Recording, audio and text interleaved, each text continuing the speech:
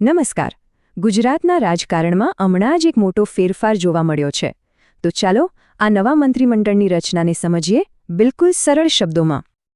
તો વાત છે 17 ઓક્ટોબર 2025ની.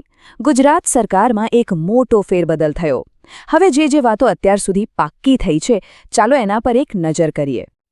આ ફેરબદલમાં જે સૌથી મોટી વાત સામે આવી છે એ છે નવા નાયબ મુખ્યમંત્રીની નિમણૂક.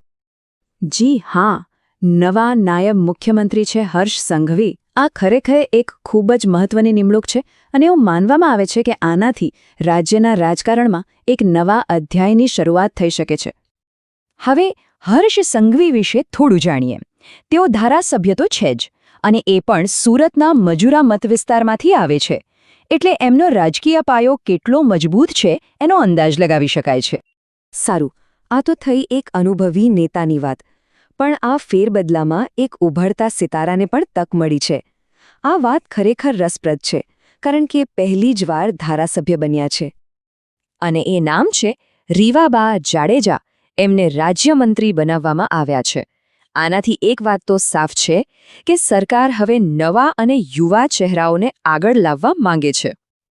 જુઓ, એમને રાજ્યમંત્રીનું પદ મળ્યું છે. અને સૌથી મોટી વાત એ છે કે તેઓ પહેલી જ વખતના ધારાસભ્ય છે. જામનગર ઉત્તરથી ચૂંટાઈને આવ્યા અને સીધા જ મંત્રીમંડળમાં સ્થાન મેળવ્યો. આ એમનો રાજકીય ઉદય કેટલો ઝડપી છે એ બતાવે છે. તો આ તો થઈ બે મુખ્ય નિમણૂકોની વાત. પણ હવે ચાલો આખા ફેરબદલ પર એક નજર કરીએ, આંકડાઓની ભાષામાં. કુલ કેટલા મંત્રીઓ?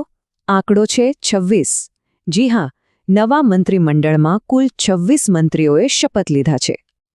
હવે આ 26ના આંકડાને થોડો સમજીએ.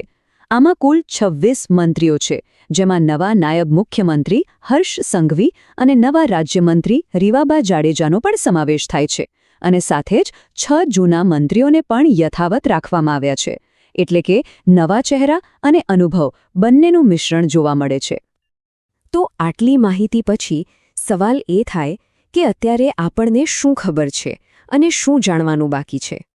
જો અત્યારે એક વાત સ્પષ્ટ છે કે જે મોટા નામો છે અને કુલ સંખ્યા છે એ જાહેર થઈ ગઈ છે, પણ કયા મંત્રીને કયું ખાતું સોંપવામાં આવશે એની પૂરી યાદી હજુ સામે નથી આવી. એની રાહ જોવાઈ રહી છે. અને આ જ આપણને એક મોટા સવાલ પર લાવીને મૂકી દે છે. જ્યારે આખરી વિગતો સામે આવશે ત્યારે એ જોવાનું રહેશે કે આ નવા મંત્રીમંડળની પ્રાથમિકતાઓ ગુજરાત માટે શું હશે. આવનારો સમય જ બતાવશે કે આ ફેરફાર રાજ્ય માટે શું લઈને આવે છે.